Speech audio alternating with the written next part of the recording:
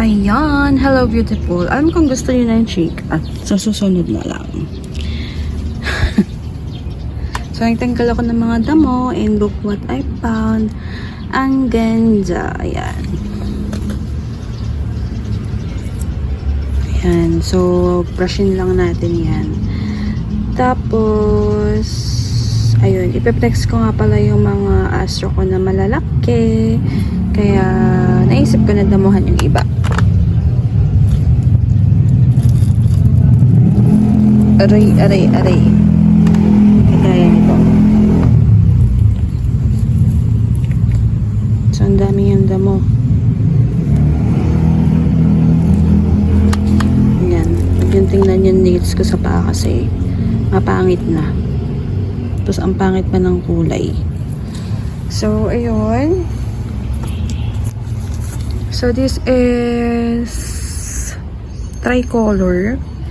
And tingnan nyo yung pops niya. Malaki na. Pwede na talagang kunin. At ngayon ko lang makikita yung pops nito because hindi ko siya madalas makita. And I see some of the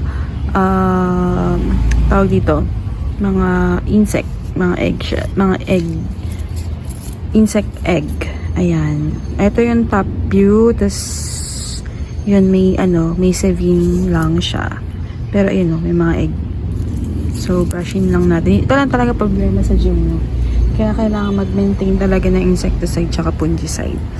Tapos, ang ganda niya, oh. Perfect yung kanyang baby dito. Diba? Amazing. Wow. Emergard, ganun. Tapos, sa lower, hindi. Ngayon ko na nakita yan. O, diba? Pwede na lang damo ako. Tapos, meron pa siyang sa patap. So, kailangan na talaga natin kunin, i-extract ang mga babies nito.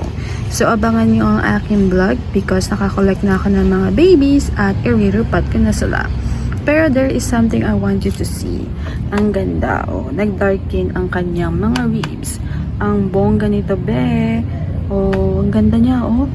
Perfect na ba to? Almost. Diyos me, ang ganda. Ayan. So, ito, oh, nagulat naman ako din eh. Ang bongga, ang galing. Ayan, ganon. Tapos, kalawang na ilalim natin. So, kunin na nga natin to. Ayan. Kunin na natin sila. Nagkatumba-tumba na yung mga Daydream Hybrid ko. Ayan. Kunin na nga. Ay, ano ba yan? Ayan. So, this is Snowdome type and Ooibo. So, as you see, meron siya mga mineral deposits. Ayan. Sa water po yan. So, ang ganda ng aerial niya. Flappy. Ayan. At masculine ang kanyang mga gilid. Oh, diba? Oh, yung mga paumbok dun sa kanyang aerial. Ayan. Oops, ano kaya yung mga puti-puti na yun? Magkaka-flower, ganon. Ayun, oh. Magkaka-flower kaya yan. Tapos next. Oh, this is Asterias. Ayan. So, ganon din yung kanyang aerial. Merong bilog-bilog sa gitna. Ewan ko kung ano yun. Ngayon lang ako nakakita ng ganyan. Oo. So, hintayin natin kung ano mangyayari. Diyan sa bilog-bilog na yan sa gitna.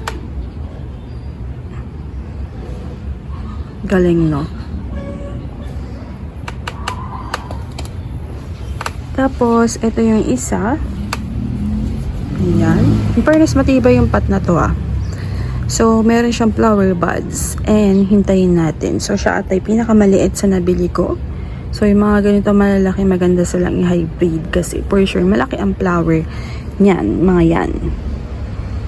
So, Asterias. Kung meron tayong Fucureo, edi maganda. Kung may variegated, edi maganda. I-pollinate natin dyan. I-cross-pollinate natin dyan. Para kay Erinia, syempre, i-aano natin yan. Iba-vlog natin yan. Tapos, ito pa yung isa. So, this is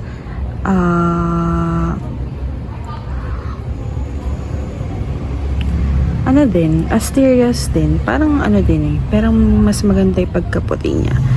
Bakit nga ba mas maputi yung nasa baba at yung nasa top eh medyo brown? Hindi ko din alam.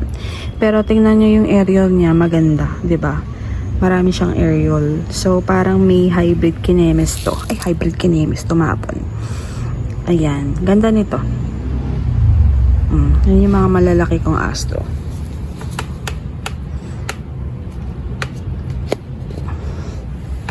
And then, ito pa.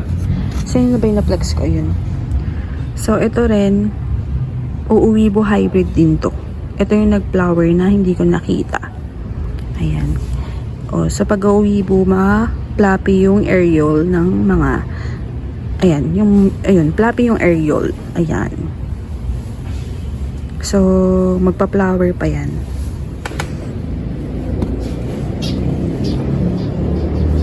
Boom. Tapos next, init. Ay, na-flex ko na pala to. So, yun. Yung isa nandun sa kabila. So, eto. Tingnan nyo to. Nakatulo siya. So, dapat maano siya. Mapaarawan. Meron siya isang base. Ayan. Diba? Ang ganda ng muscle niya. Oh. Wapak. So, yun lang. Medyo nag-aayos-ayos lang ako for today. And, gusto ko nang dumating yung net ko kasi baka mamaya, masigpay itong mga iba dito at nada-dry out na. So, yun lang. Thank you for watching at Everything Nice at Mitch. Succulent Love. This is your nurse Plantita saying, God bless po at laging mag-ingat.